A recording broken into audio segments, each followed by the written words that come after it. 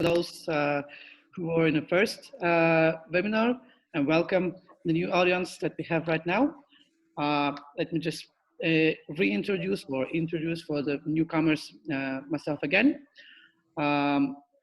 It's the webinar about the creative education in UK. My name is Sanzem. I'm the responsible in business development of the School of Innovation and Creative Thinking IKRA.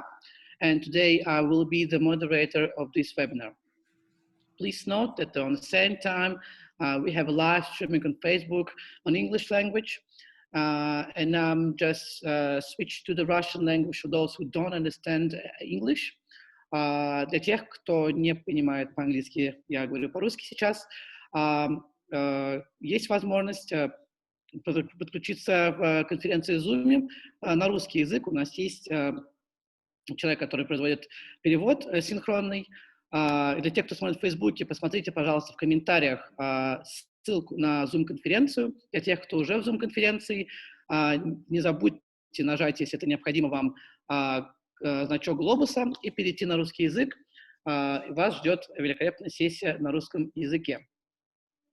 So I'll switch back into the English language. More about the organizers. This webinar organized by School of Innovation and Creative Thinking IKRA, which more than 11 years helping people and businesses create innovation using different methodology of creative thinking. We teach this using the business games, strategic session, workshop, as well as our famous basic course, which everybody can participate in contest to obtain a discount on this session this spring of 2021. If you need more information, please visit the website ikra.ru. And also I present the cultural and education section of the British Embassy in Moscow, who organized one of the biggest exhibitions of British education named Study UK, Meet UK Universities. In this exhibition, you can meet the 39 universities which present a study program on different subjects such as arts, design and creative industry. And also by online, you can receive the personal consultation for them. For more information on it, you can also visit the website, which you can be found on the comments section. And more of that, our session is a part of this exhibition. I would like to introduce you, Sara Chарлz. Hi, Sara. So Sara is from Arts University in Bournemouth. She's an international specialist of the creative industry. I would like just give Sara some small word and let her introduce herself for that. So Sara, go on. Okay, thank you. Thanks for that. Just to say hello, really, and thank you for this opportunity to speak with you. My name is Sarah, and I do work as an academic advisor in the global department at Arts University Bournemouth. I will be sharing a presentation with you, which is basically in 4 parts. I hope you find some interesting things to take away with you, maybe some good takeaways. There will be things that are familiar to you that you will already know about, particularly as I've just heard from Anza, that fantastic introduction to your innovation centre. So I'm sure some of the things I talk about will be familiar, but hopefully there will also be some new ideas and new ways of doing things that I share that you can take away. So I will share my screen. The first part is actually a little bit about me and about my university. The second part will look at some past and present thinking behind creativity and ask you a few questions maybe we can discuss at the end. The third part will share some case studies and approaches to teaching and learning that I myself used, but other teachers at the university used too. And then the fourth part is about creative risk-taking and offers some practical ways that perhaps you, if you're teaching or perhaps as a student, can rethink about your work and the way you approach the design process. So that's the plan. I am going to share my screen. Before you start, Sarah, yes. I just remind everybody, the audience, that if you have questions, you can pose it in the Zoom chat here or in the comment section on Facebook. So go on, please. Okay. Yeah. So a very little bit about me. I'm not very good at talking about myself, but basically, my creative journey began in London, as so many do, where I trained as a fashion and textile student. I worked in the fashion industry for a number of years, in independents and some familiar high street stores, in the design and technology department. So that was where I started my fashion industry experience. Then a move to the south of England, where we are now, introduced me to teaching. I became a visiting lecturer at the Arts University Bournemouth. And quite quickly after that, I was asked to write and run the BA Honours Fashion Design and Technology programme at Arts University. Now, this programme was quite new because it focused on highly practical ways of designing and making, but also had a real career focus behind it. So that's what I did for a few years. And then a few years later after that, I had the opportunity to join the fashion department in Melbourne at RMIT University, which allowed me to use my international experience. So that was when the whole international thing took off. My master's was in international higher education, so I really did become very involved in international pedagogies, teaching and learning. So now I'm going to share some lovely images here of me in various parts of the world. I am so lucky. I get to travel a lot for my university, talking and delivering workshops around fashion. And you can see here, the top left, that's a fashion workshop I was carrying out, I think, in India. I do have a really student-centered approach. So they are very practical workshops, and always students are engaged and hopefully inspired for the next part of their learning. Here's some more pictures. I'm very passionate about teaching creative arts and introducing new ways of doing things. On the left here, you can see this was a schools workshop. And again, introducing that idea of fashion, but also bringing in collage and silhouette and other ways of developing three-dimensional shapes. On the right here, you can see it, probably something familiar. This student is creating a large mood board. So fashion to AUB Global is where my journey so far. Here's some more images of workshops. These were actually in Japan, I think. And you can see here, it's not just for girls. The boys are heavily involved too and really enjoyed doing some of these creative workshops. Here's some more here in India. And this one's quite interesting because in actual fact, this one was away from my fashion training. And it was a workshop around sustainability. So students had to scavenge, if you like, materials from the local area. But what they needed to do was ensure that whatever they designed, and they worked in teams, had meaning behind it. So it had to have a methodology behind what they were producing. It wasn't about producing an amazing outcome that looks beautiful, that was very polished. It was about what is the meaning behind the work that you're producing. So each one had a really clear message, and I was really impressed with the way they handled this work. So some interesting facts about my university. Now you know a bit about me and the UK. King's College is the world's oldest school, and it's actually in the UK. AUB can't quite claim that, but we are about 130 years old, so we've been going since about the 1880s. We do think of ourselves, we're quite small, we have less than 4,000 students, so we think of ourselves as a little community of sort of living, breathing environment for creativity and innovation.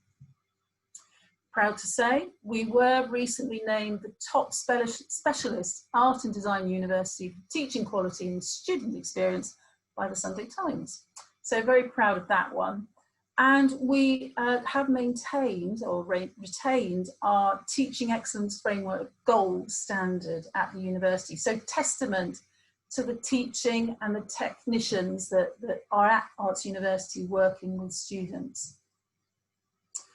Generally, the UK enjoys a great sense of freedom and expression through art, theatre and design, and you may well know some, some famous artists and designers in the UK. We also have, and you can see on the right here, on the campus, which is a single campus, some real head-turning architecture, and I'm going to tell you a bit more about that building in a minute.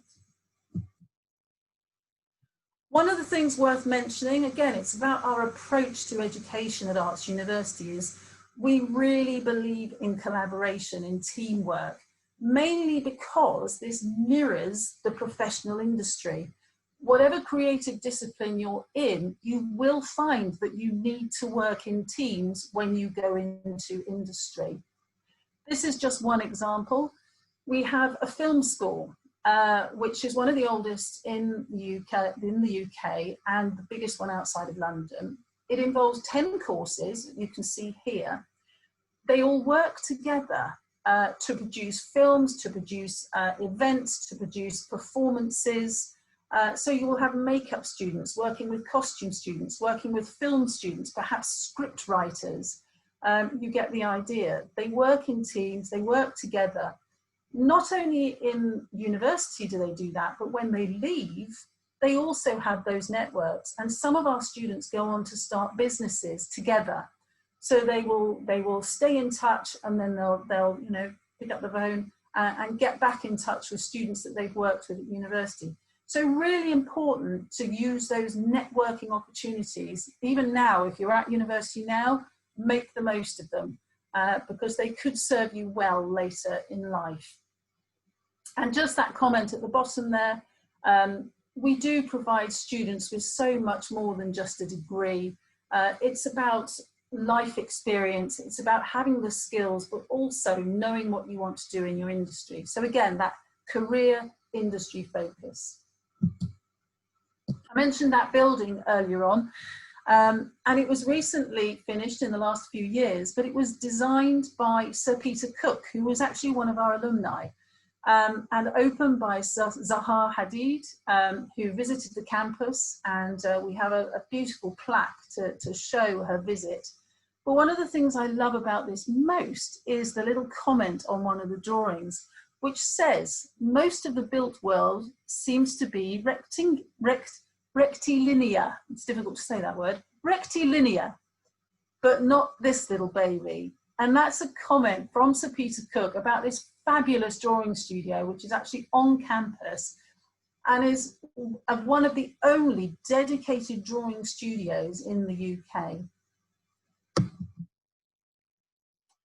The other thing about the Arts University is that we talk a lot about our student voices. We want them to develop their way of thinking, but we also want them to be able to talk about it and defend it and promote themselves. So that's one of the things we encourage. There are some great names here, from the sort of eccentric to the esoteric approaches to art, design, music and media. You can see some examples here. John Constable, historically, Francis Bacon, and the Queen questioning the status quo in film, Banksy. In fact, our Vice-Chancellor is giving a talk quite soon about Banksy, which I must forward you the details for, but you can see some other names there that you will probably be familiar with. And a couple of names at the end there, Tillmans, as Peter Cook I mentioned, and Nick Knight, who were actually alumni of the university. So enough about me and my university, which you can probably tell I'm quite proud of, and on to the sort of what is design section. So good designers, as you know, study people, what interests them, what motivates them, what turns them on, what turns them off.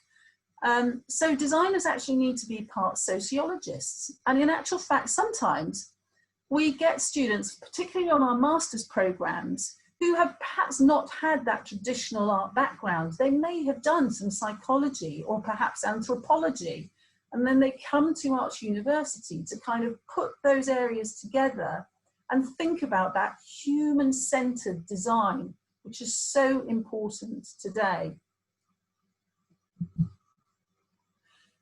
However, you need to get a job at the end of it. And as I've mentioned, the Arts University is very keen for students to get those skills, but also those innovative approaches that you need in order to drive business forward and challenge and question the status quo. We want things differently. We can't keep doing things the way we've been doing them. We have actually entered what's called the 5th Industrial Revolution. So balancing creativity, critical thinking, we believe builds that confidence and competence in your ability to have success as a creative professional. Just another little pitch there. Arts University are #1 job prospect for many of our subjects. But our graduates don't necessarily go on to where you would expect. Of course, they go on to work for Disney, Pixar, the Royal Shakespeare Company, and companies you would expect in the arts field. But more and more so, students now are going on to work for companies like Google, Amazon, Etihad Airlines, Santander Banking, creating and making products and designing branding perhaps that works closely with big organizations like this. Part 2. So we're moving into the sort of more theoretical side and definitions of creativity that you can see here. What I might just do is pause for a few seconds and perhaps get you to just have a read of these, but I'll highlight a couple of the words that I found quite interesting. This early definition of creativity talks about expertise in a field. And divergent thinking. So thinking about things, you know, in a broad sense. Then a bit later on, a few years later, we talk about unconventionality, being inquisitive, imaginative, fun and freedom. Then in 2002, we start to hear words like moral goodness, societal contribution. So you can see how it's changing as the years progress and as society changes. And then in 2009, we talk about original ideas that have value. So again, that idea of not just designing things for the sake of designing things.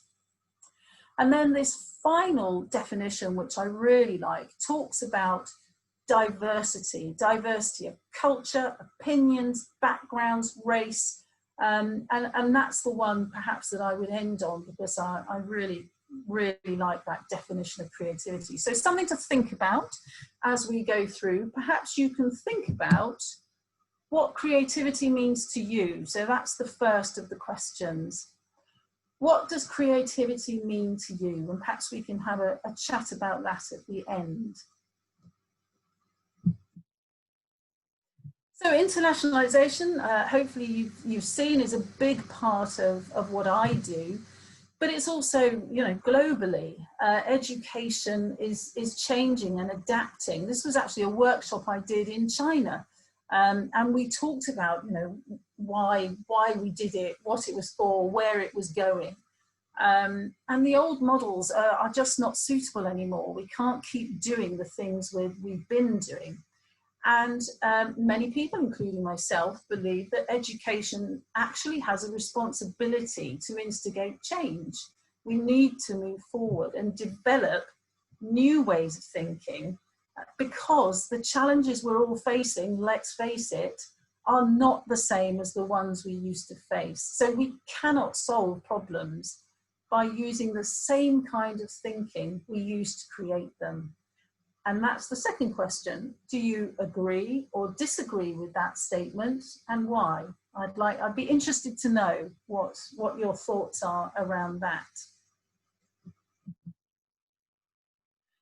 This is really just a way to reflect perhaps on where you are in your creative journey, because there are those that say there are fixed and growth mindsets. So fixed mindsets believe that, you know, all the effort and engagement makes absolutely no difference. So this presentation now will make no difference to you. You're either born with it or you're not. A growth mindset, which most creatives possess, believes that things can be developed and that making mistakes really helps you to learn. So that's the third question. Where do you sit with that? Do you think you're a fixed mindset or a growth mindset? I'd be interested to know where you sit with that. That's the end of the questions. Don't start worrying. I'm not going to have 20 questions. That's just 3 questions to perhaps get you thinking. So here's the next part, some case studies, which hopefully you will find interesting. This is another image from that session that I did in India. And it's all about this non-linear, human-centered approach, which helps us to really change how we go about exploring problems. I mean, these students had no idea what they were going to do before they were given the brief. But they really did enjoy thinking in a different way, this human-centered perspective, but it has quite a scientific approach to it. And I mentioned that's the sociology, the anthropological side of what we do in art. It really isn't just a process, it is a mindset.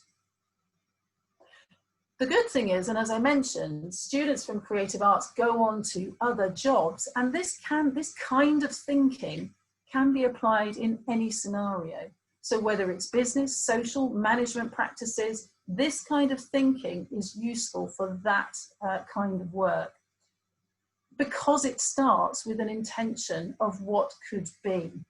It's I suppose it's a version of blue sky thinking. It's what can be. How do we get there? This is another example. Students who came on campus, actually. This was a group of teachers, young teachers, who came to campus as part of their professional development. And they created this rigid structure out of bamboo, which they really, really enjoyed. You can see here the concentration on their faces. But then they were asked, okay, so how was that? What did you discover about yourself? Did you work well in a team? Were you the bossy one? Were you the one who stepped back a bit? How did you work with others? Which was an interesting thing in itself. But then they were asked, what would they do with the structure? Now you've got this thing, what are you going to do with it? And then on top of that, they were asked, okay, what next? Extend it. How can you use this structure in a more meaningful way? So each stage along, they were asked a new question and asked to think about things slightly differently.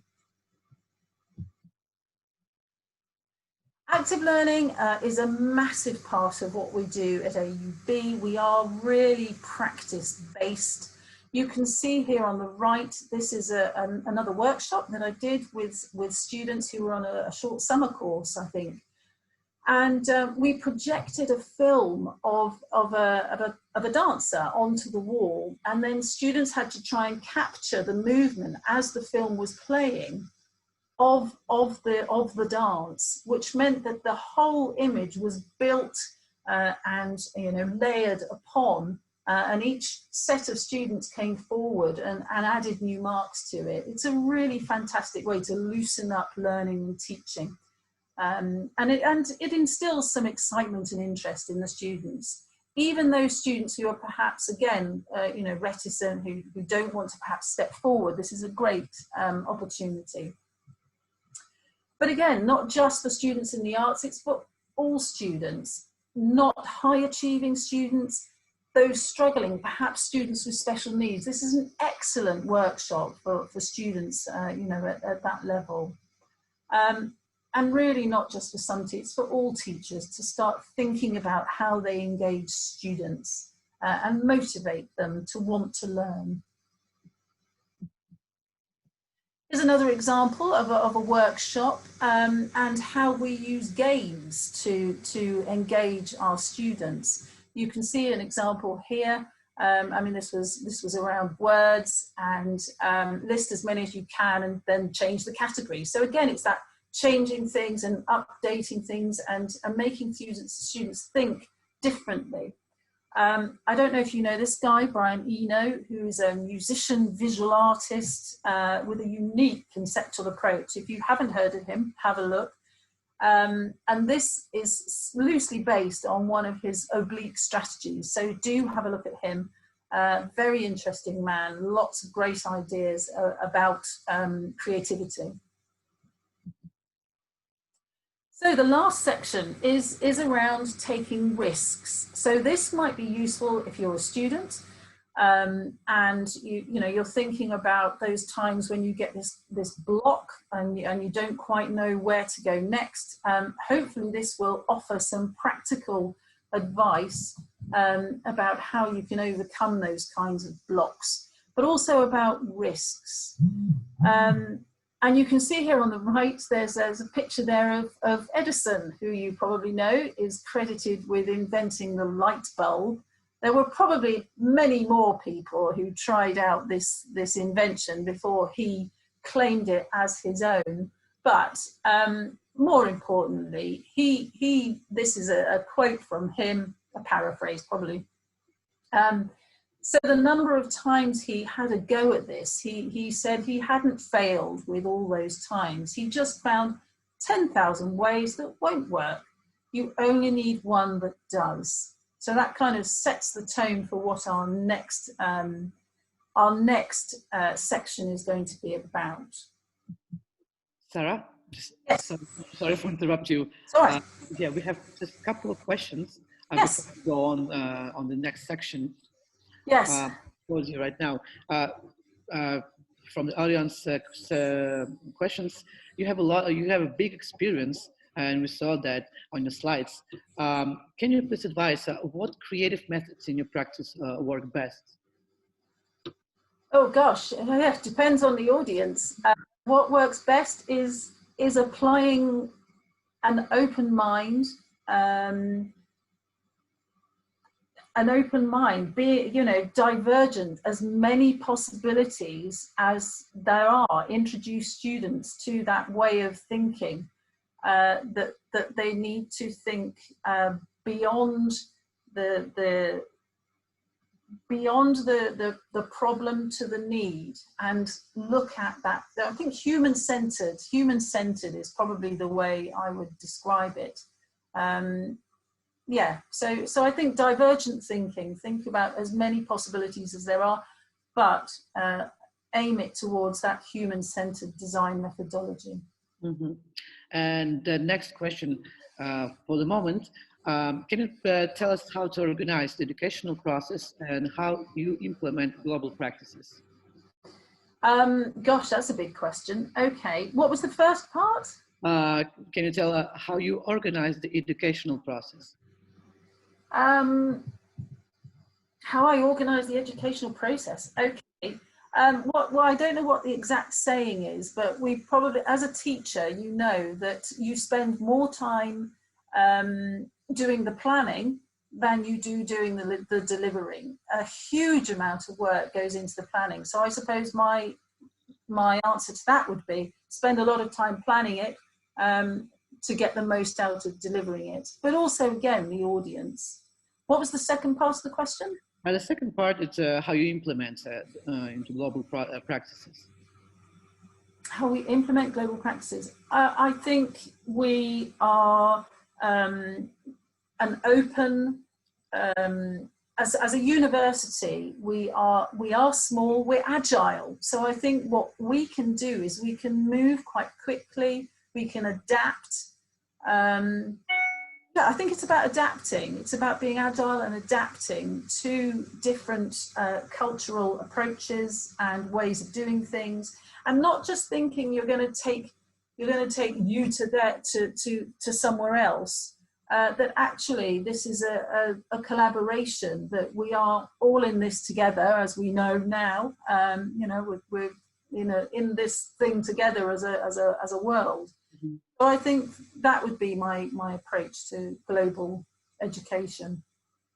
Mm-hmm. Great. And one question, we have a lot of questions going on. After having failed several times, how to make yourself to move forward? Well, whoever it is, I need to show them the next few slides because they're okay. We can go on in the slide. Nice segue. Yeah. Okay, there are only a few more slides, so there will be time for questions at the end. Let me share these, but definitely for that person who just asked that question, hopefully this will answer those. So the first thing is, in answer to that question, you can take examples from other creative disciplines like acting.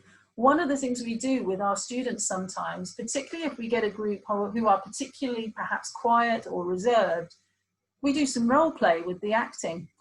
And we say things like, what would you do if you knew you couldn't fail? Or perhaps we say to them, okay, so do nothing. And there's a famous saying, I think Mark Zuckerberg, Facebook fame, who said that in a world changing so quickly, the only strategy guaranteed to fail is not taking risks. So that's one way of doing it, is to role play. Think about if you did nothing. Think about if you couldn't fail. So that's the first set of ideas. Try not to be scared of this. Just go for it. Take the plunge. Trust your ability to handle whatever comes your way. Think about other times in life when you've handled things. Even as a child, when you fall over, you get back up. So think of all the positive things that have happened in your life and just get back on and get back up.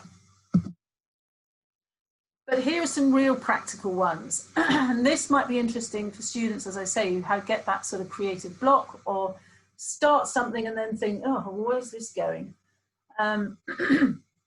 We really, one of the things at Arts University and all our degrees work really hard on are ideas generation. So sketchbooks, drawing. I started off with that drawing studio. Whatever your sketching is like, whatever your ideas generation is like, and you can see different forms of ideas here. Listen to your work. So think about, you can see on the left there, the color scheme. How could I use that going forward? Looking at that second page, what inspires me from this page? What can I take forward from it? That third one, what do these marks mean? Is it about my attitude? Is it about the attitude to the piece of work that I'm going to be creating? You can see the sharp objects there. Could this become an idea? So is there a theme emerging from this drawing? So really look at your work. Don't just do a piece of work and put it to one side.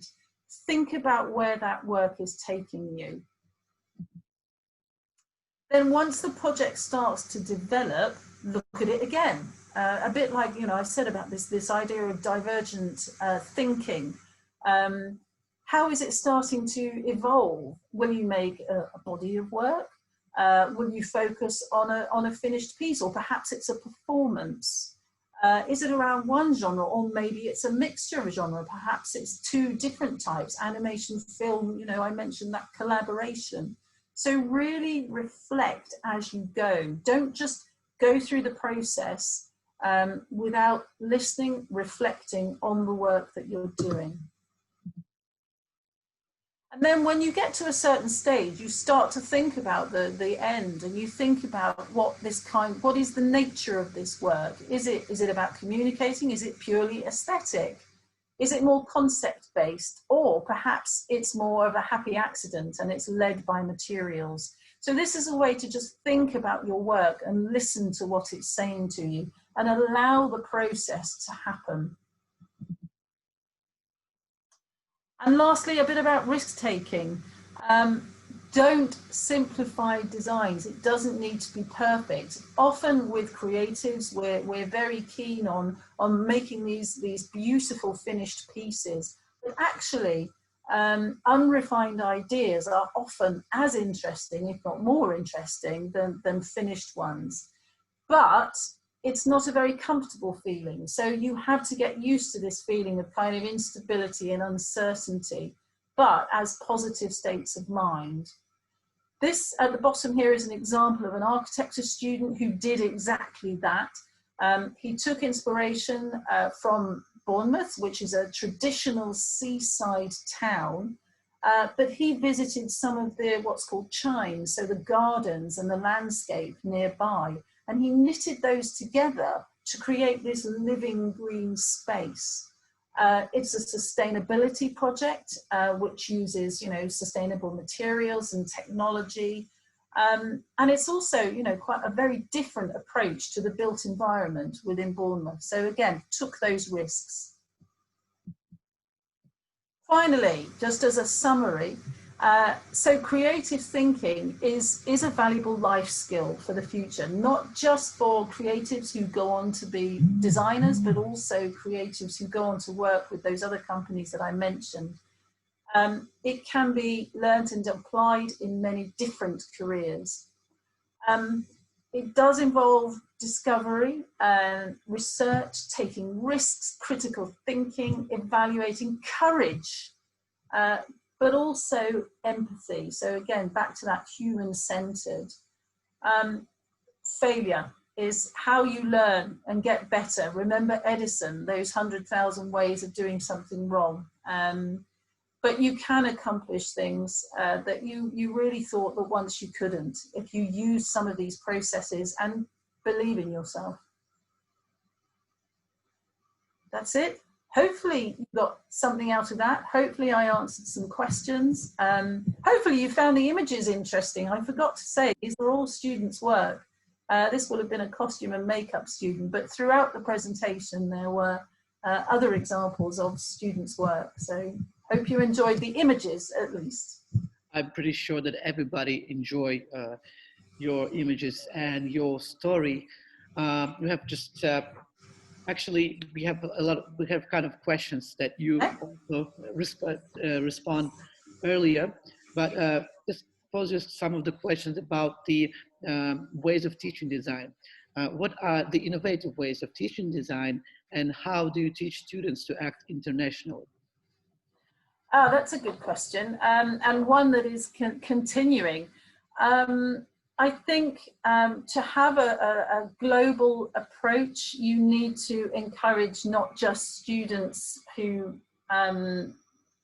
go to other countries to learn, but also students within that same country. So you have to encourage, you have to put in place formal and informal ways of students to share experiences, as I say, formal and informal, so parts of teaching, like some of those examples I showed, but also things like assessment, which will be very unpopular with some people, but things like assessment also need to be adapted to make sure that it's a kind of level playing field. I think it's all about leveling out the playing field. Okay, great. Yeah, and one question, unfortunately, or like it's like clear that we have a COVID time and a pandemic right now. Can Yes. you advise how the methodology approach is changing during the COVID time and pandemic and lockdown? Yeah. Okay. Well, certainly as a prioritized practical creativity. So what we've done is we have had students on campus since September under strict guidelines, and making sure that students are in things like bubbles, and that they're staggered start times, so students can still use things like the workshops and the making facilities like the print room or the library. But a lot of this is now more formalized and yeah, and smaller groups perhaps. Okay, great. And just one probably question that's before we can finish. Yes. Also, just say that everybody is pretty impressed. It's Good. amazing. Oh, probably, yeah, but just one question before, like two questions before we finish. Could you give a practical example of creative task in the classroom? Oh, I think the best one, the one I love the most doing, is that one where you project the film onto the wall and you put a massive sheet of white paper up. Initially, students are quite uncomfortable with it, but once they get into it, they absolutely love it. So it just relaxes everybody, it frees everybody up, and the images that are produced are amazing. So I think that's my favorite, that one. Okay, great. And just one quick question also from audience, how to motivate ourselves to make a creative education program again and again? Sorry, I didn't hear, Anza. How to motivate ourselves to make a creative educational program again and again? I think keep changing, keep adapting, keep listening to what is happening, listening to our students, listening to each other, and you know, just to think beyond where we are now. I mean, tough times don't last, but tough people do, and I think what creativity does is it toughens us up, it makes us resilient, and it makes us think differently about the challenges we have. So I think that would be my answer. Okay, great. I think just think big. Yeah. Think big, think big. And I love this comment that Irina has made about mistakes is a way to learn. Absolutely, it really is. Mistakes is definitely a way to learn. If that's the only thing you go away with, brilliant. That's great. Yeah, thank you, Irina. So there's last question probably, and it will be probably not from this topic, but it's big. Can you please advise, if it's possible, what is your dream right now? To travel again. I hope everybody's traveling again. Yes, I mean that is, yes. I mean, that changes me. Every time I go anywhere, I come back refreshed, I come back with new ways of thinking, new ways of doing, different perspectives, just completely different perspectives every time I go, and that changes all the time. So yes, my biggest wish would be to be able to travel again. But actually, this is not bad as a second best. I have done some fantastic workshops with students. I'll show you another little one here. We did a matchbox workshop, which meant that all students had to create a little matchbox world. This is a Doctor Who one. So we've done some great workshops online as well. So yeah, travel is wonderful and in person is best, but this is not a bad second place. Yeah, probably it's the one of the way that it's one mistake that we have right now, and we just challenge it. Yeah, but exactly. But also it's opened up a whole world of other possibilities. Yeah. That's another way to look at it. Yeah. And, you know, I've spoken to students from places that I probably would not have been able to visit, you know, smaller countries, you know, places that sort of don't justify the financial side of things. And that's been amazing to be able to talk to students from, you know, really diverse parts of the world. Okay, yeah, just one question probably also. What do inspire you? And what does inspire you? People, students. Those experience, you mean? And yes, experience. Experience does inspire me. You know, colleagues, this inspires me. Yeah, I think just as much as possible. A walk on the beach in the morning where I go with the dog, that inspires me too, every morning. Yeah, that's like kind of meditation. Yes, definitely, and that's really important actually. It's really important to think well, to think about our own well-being is really important. And during pandemic and lockdown and online like education, the inspiring theme is changing for the moment, or you also inspired, but probably just want to utilize the physical inspiring to have. It's very important. And probably on the Wesley, please, can you turn your mic off?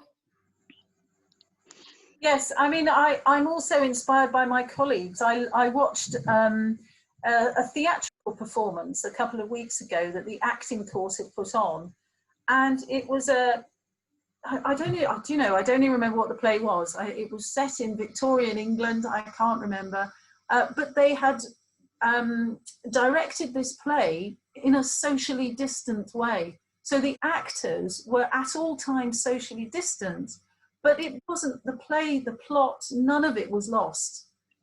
So that sense of being able to adapt to, whatever, the situation throws at you, that impressed me. And I watched it the whole way through and enjoyed it and felt like I was, part of that performance. So yeah, that's impressive. Okay, thank you, Sarah, very much. Just one quick commentary from our audience that your performance is amazing, systemic, meaningful, and more than interesting. And I totally agree with it. I hope everybody just very amazed and impressed of your experience and approach and performance. I would like to thank everybody and Sarah, first of all, on this session. I hope for all audience and everybody it was interesting. And I remind you, the discussion was organized. It's organized by the School of Innovation and Creative Thinking of IKRA and the Culture and Education section of the British Embassy in Moscow. Also, I remind you that you can come and study in creative methodologies in IKRA for the basic course, and also you can compete in the discount for the basic course during the spring 2021 session. And also don't forget that culture and education section of British Embassy organized the biggest exhibition of the universities in UK, named Study UK, Meet UK Universities, where you can online meet the specialists and have the personality consultation from them. You can check the website on the comment section. And also don't forget to be online on 4 p.m. Moscow time to the next session with our new speaker. And I would like to re-thank Sarah for that wonderful time. It was a pleasure to have you with us, and thank everybody for this participation. Thank you. Pleasure. Yeah.